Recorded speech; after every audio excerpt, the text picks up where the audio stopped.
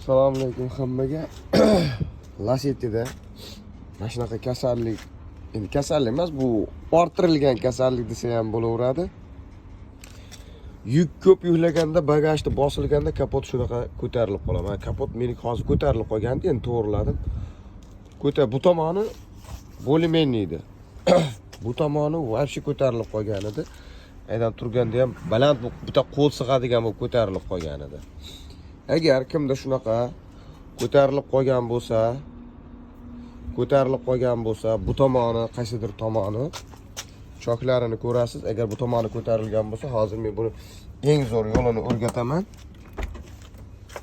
O'zim sinab ko'rdim, hozir mana. Bitta 5 ga 5 brusni olib, mana shu yerga qo'yib, mana shu joyga.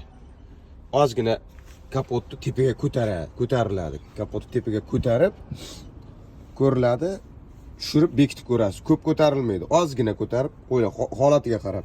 Qaysi tomoni qishi, bu tomoni qishi bo'lsa, bu tomoniga ham. Ikkala tomonini shuna qishig'ini to'g'rilab, shunday qo'yiladi, bo'ldi. Agar ozgina bu tomonga chiqib qolsa orqaroqqa, mana ikkita bolti bor, bu tomonda bolti bor. Mana bu tomonda boltlarni shunday qotirib, men hozir bo'shatib qo'ydim.